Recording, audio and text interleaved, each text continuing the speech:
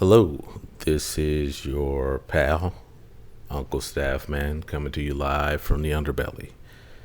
It is Saturday, the 19th of July, and rather than do Sunday night, I'm doing a Saturday night.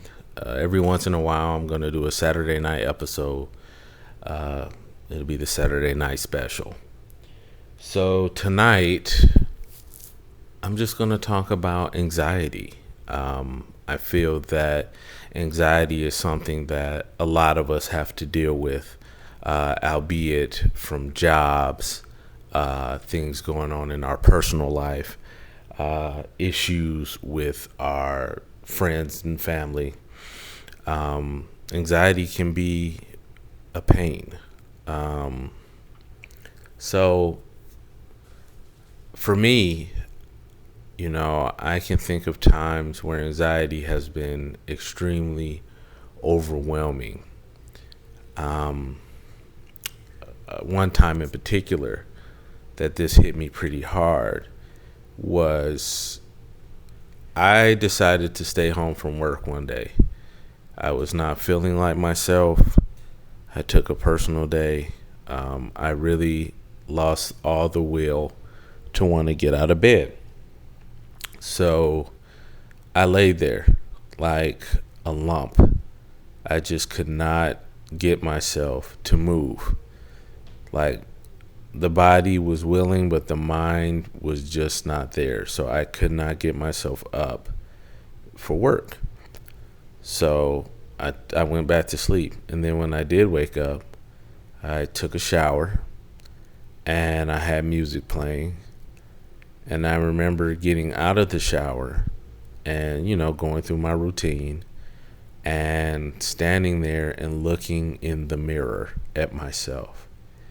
And I did not recognize the person I was looking at.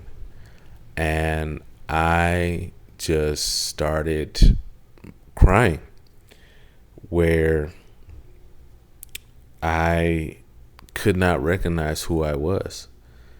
I tried to figure out who I am, but I couldn't. And it's a very hard feeling to describe, because at that time, I just was feeling a mixture of things, and I didn't know what my identity was. And that really was taking a toll on me.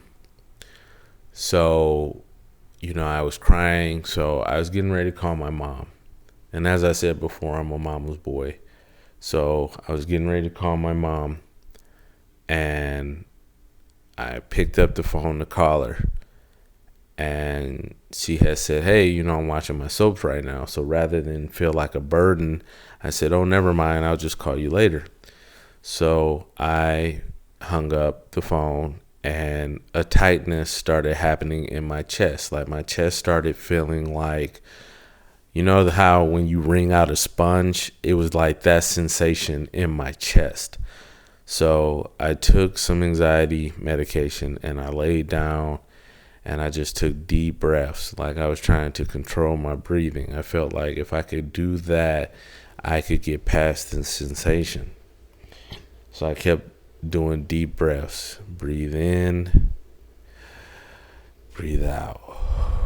Breathe in, breathe out. So that's what I was doing. I kept doing that over and over again. But the feeling didn't go away. So my wife calls and says, hey, she's bringing home lunch. She's coming back from her job and that she was going to finish out the rest of the day here. And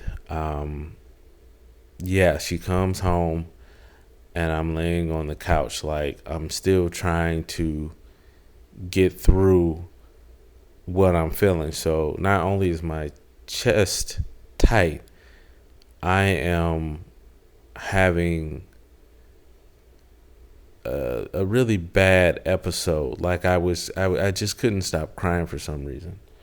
So I was trying to explain that to my wife, but I'm pretty sure I was coming across as irrational because I couldn't get the words out in the order that they needed to come out in. And as I was trying to explain this to her, she only had a limited time to talk before she had to go back to work. But on this particular day, when I was feeling how I was feeling, she had mentioned, hey, I got to get to work, can you wrap it up? And when she said that, like, my mind exploded. I was trying to cause harm to myself. There was a glass cabinet behind us, and I remember trying to run my elbow through that glass, and she was like, hey, you got to come away from there. Like, she pulled me away from there. And I remember her calling the psychiatrist or to a therapist to say, hey, he is in the middle of an episode, he needs some help. So I remember sitting there, and then I got on the phone with the therapist, and the therapist said, tell me what's wrong. And I said, it feels like I don't know who I am and no one is listening to me. And I mean, people are willing to listen, but at that moment I felt like nobody was listening to me. And I, at that same time, there were some things going on at work. I can't really go into too much detail about that, but there were some really bad things going on at work that were affecting me emotionally. And I was absorbing that. If you know me, I tend to wear my heart on my sleeve. Like, you can tell how I'm feeling by the look on my face because, I'm always smiling, or I'm, always looking goofy. Like, I can't play poker. Like, you'll know if I got a good hand because I give it away. I have a tell. Like, my tell is I cannot stop smiling. It's almost like the Cheshire Cat. Like, I cannot stop smiling. So, I have that. That's who I am. So then when things go on at work, it's the same thing. I'm just smiling. Even though I'm hearing the things that I'm hearing, I'm just smiling because I'm trying to get through the day. But my inward person is like, what the hell are you doing? Like, you need to say what's on your mind. But I'm not doing that. So I'm just keeping it inward, and I keep tucking it in, and I keep tucking it in. And it finally came to a head at home during this day where I was having this anxiety attack. So I end up talking to the therapist. I tell the therapist what's going on, and they kind of talk me off the ledge. After that, I go back and lay back down. My wife was like, you need to sleep. So I take some medication, I go to sleep, and I slept for a long while. And then I got up and I was feeling a lot better.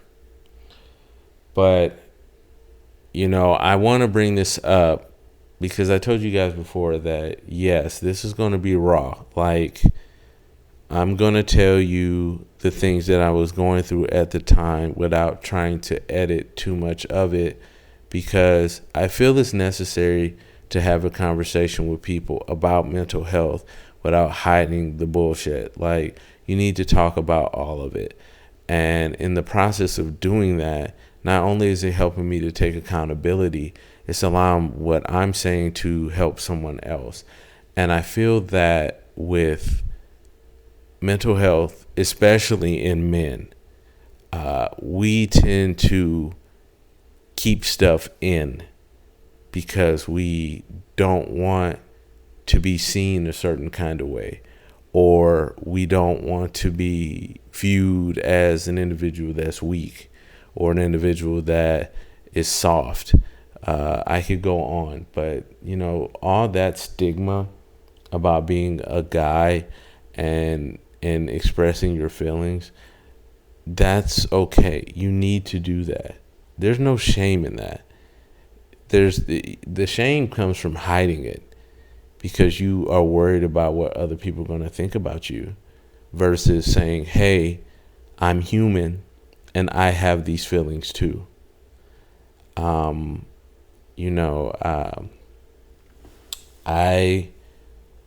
feel that it is necessary to express one's feelings in the moment, because if you don't, you'll regret it because you're keeping all that stuff in. I know for me, being an African American male, I try not to let people see me get mad because one, I don't want them to see me. I don't want them to get under my skin. But two, the stigma of the angry black man in the office.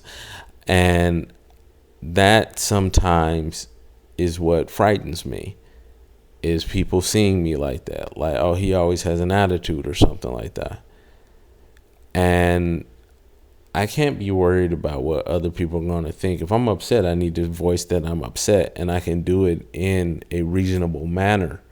Because if I keep it in, it's only going to come out in a worse way. It's just like that Seinfeld episode of George's dad talking about serenity now, as a way of calming yourself down. But that stuff doesn't work. It's serenity now, but it's insanity later, which is true because you're trying to calm yourself down rather than going through the motions that you're dealing with. So I hope that, whatever your path is at this time, you're taking the time out to address your emotions.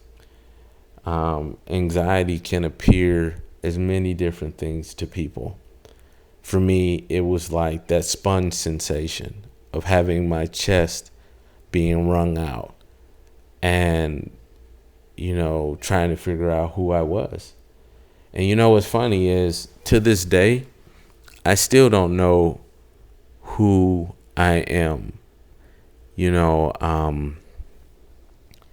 I'm trying to figure it out. I'm 40 and I'm still trying to figure it out. And that's okay. I may not get the answer, but I hope I'm something to somebody somewhere. I guess that's the best I can say. I know that there have been times where I cannot take a compliment. Like my mom, when I talk to her, she's always like, "You're a good person. You're a good dad. You're a good husband. You need to stop being hard on yourself. You need to love on yourself," and stuff like that. And my mom will say that over and over again. And she will say that like every time we're on the phone, "Jonathan, you're a good person." And it's hard for me to accept that because I think I am, but part of me is like, no, you're not. No, you're not. And that's the part that I need to not listen to because it's that negativity. But it can be hard sometimes when somebody's trying to tell you, hey, you are a good person, because you think of yourself in such a low light. Maybe it was something in your past. Maybe it's something you didn't do. Maybe it was something you didn't say to stop something else. You can't let that one thing define you. You have to do the best you can with the time you have. And then on top of that, you have to realize that you are a good person. You are a good person. I truly do believe that there are some people who are just good natured, and that's just who they are. And then there are some people who are inherently bad. Like there's nothing you can do. Like they are just a bad seed. You can try all you can to love on them, to give them positive words of encouragement. You can try to, show them the affection that they've never had. But those type of people, you can never change them. And then there's people that are a mixed bag, that are trying to be good, but are in tough situations. And that's the majority of us. We are just trying to do the best we can with the lot we have been given in life. And that's all one can ask as a human being, is to do the best you can with the tools you have in front of you and hope for the best. A lot of people feel that if they can do what they can now, that the afterlife will reward them. So I'm going to tell you this. Like I told you in a couple episodes back, I'm a lax Christian. I still go to church, but I do have my moments. where I doubt certain things. So I'll say this. If you believe in heaven, if you believe in hell, if you believe in purgatory, whatever you believe in, I will say this. Just do the best you can. If at the end of the day you think you fell short, just remember that somebody somewhere remembered the good things that you did. And that's what's going to live on. That's what lives on. The memory of the things that you've done to help people, to, do something nice for someone else just because. You're not looking for anything in return, but just the ability to do something like that is the end game. I'm out here in California. There's a ton of homeless people. Some of them, I don't know if they're really homeless, but that's not for me to decide. I give them money anyway. And, I go about my day because, if they're out there panhandling and they're only doing that to take advantage of other people, that's on them. I did my part. If you're going to take the money that I give you just to manipulate me so that you could be better off, then that's on you. I don't know you from Adam. I'm going to keep on trucking. So I say that to let you know that maybe that's what you need to do. Keep on trucking. Just keep moving along, because the road is only going to get narrower and it's going to only get more twists and turns. And the best thing you can do is to just keep that truck trucking along. And let us take a page out of the book of Dory and just keep swimming. Just keep swimming. Just keep swimming. That's all you got to do. Just keep swimming. And you'll eventually end up where you're supposed to be. So, yeah, this is the Saturday night special for this week's episode. I hope you all have a fantastic week. And just remember that, I'm pulling for you. And I hope you all are pulling for me too. And I'll catch you on the flip or the flop, whichever you prefer.